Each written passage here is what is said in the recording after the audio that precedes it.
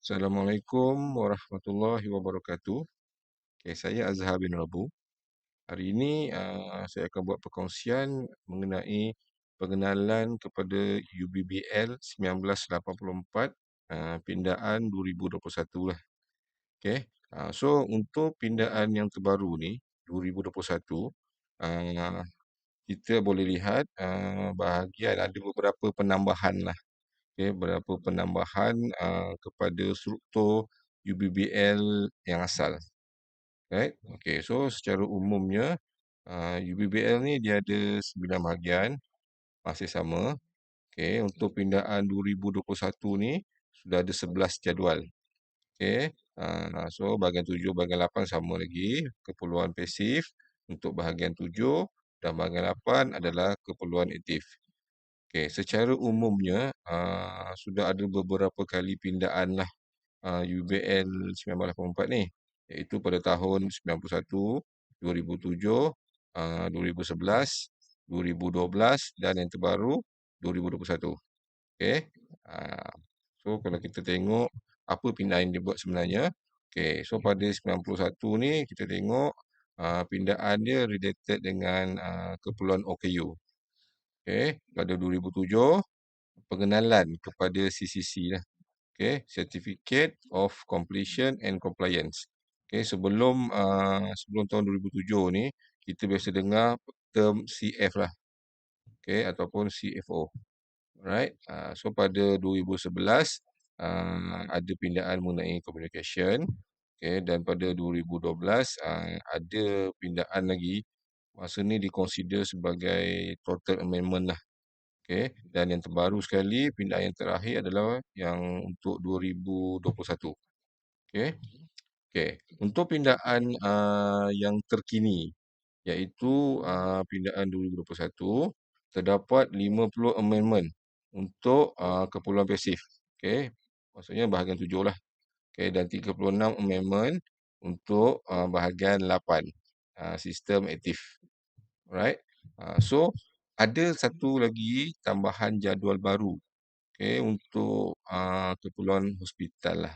Okay, iaitu pada jadual ke-11. Okay, ni staircase landing with or death. Ini dia punya pindaan lah. Pindaan yang terkini 2021. Okay, so kalau kita ini secara general lah. Secara general. Okay, so apa dia yang amendment yang diubah pada 2021. Okay, bahagian 7 ni lebih kepada keperluan fire roller shutter dan keperluan hospital tu sendiri. Okay, pada Undang-Undang Kecil 224A. Sini dia ada cerita lah. Ni berapa apa tu lebar koridor, berapa lebar tangga, dia punya landing berapa panjang dibenarkan. Okey, dan untuk 48 adalah keperluan untuk fire operation dan smoke control. Ini yang main pindaan lah. Okey, main pindaan. Jadi kalau kita tengok kepada sistem yang saya buat, adalah reference saya mention mengenai pindaan terbaru ni. Okey. So kalau kita tengok dekat sistem rujukan interaktif. Okey. Sekejap Right. So pada sistem rujukan interaktif ni kita boleh nampak pindaan terbaru yang saya bagi tahu tadi lah. Okey, inilah sistem yang saya buat untuk rujukan orang ramai lah. Okey, dalam bentuk subscription lah 6 bulan atau 12 bulan. Okey. So kita pergi kepada tajuk tadi iaitu struktur UBBL. Okey, ini saya terang tadi. So dalam sistem ni saya terangkan jugalah. Maksudnya sekarang bahagian UBBL dia ada 9 bahagian, iaitu bahagian 1 permulaan, Undang-Undang Kecil 1 dan 2. Okey, untuk bahagian 2 pula tajuk pengemukaan pelan-pelan untuk diluluskan. Okey, dari UK 3 hingga UK 29. Okey, bahagian ketiga, okey, kita tengok UK 30 hingga 47. Okey, bahagian 4 dari Undang-Undang Kecil 48 hingga 52. Okey, bahagian kelima daripada Undang-Undang Kecil 53 hingga 80. Okey, bahagian keenam Undang-Undang Kecil 81 hingga 132. Dan bahagian ketujuh, inilah skop bomba, skop fire lah. Ah, Start daripada Undang-Undang Kecil 133 hingga Undang-Undang Kecil 224. Okey, dan bahagian ke-8, sistem penggera kebakaran, sistem aktif bermula dari Undang-Undang Kecil 225 hingga Undang-Undang Kecil 253. Okey, dan bahagian yang ke-9 iaitu pelbagai dari Undang-Undang Kecil 254 hingga 258. Okey, manakala sebelah jadual yang saya bagi tu tadi, okey, jadual pertama ni, okey, fee bagi menimbangkan pelan, permit dan lain-lain lah. Okey, jadual ketiga ni ada borang A, borang B, borang F. Okey, lepas tu ada borang F1. Okey, borang F ni yang CCC tadi lah. Okey, F1 ni partial, partial CCC.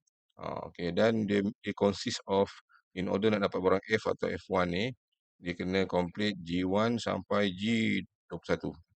Okey, lepas tu jadual ketiga mengenai undang-undang kecil 1. Lepas tu jadual kelima, jadual keempat dah tak ada, dah dibuang. Okey, jadual keenam, okey, ini jarak selamat antarbangunan. Alright, okey, jadual ketujuh, sini kita boleh tengok DM berapa, travel distance berapa. Okey, lepas tu kita nak kira occupancy load. Okey, lepas tu jadual ke-8, dia ada pengelasan sekatan kemerbakaran api lah. Okey, jadual ke-9 had-had kompartmen. Jadual ke-10 ni adalah keperluan sistem aktif. Okey, untuk bangunan ni, kategori bangunan institusi, untuk certain size, apa keperluan dia? Detector ke, sprinkler ke, hostel saja ke, okey. Dan jadual ke-11 ni yang terbaru adalah lebar dan kedalaman pelataran tangga.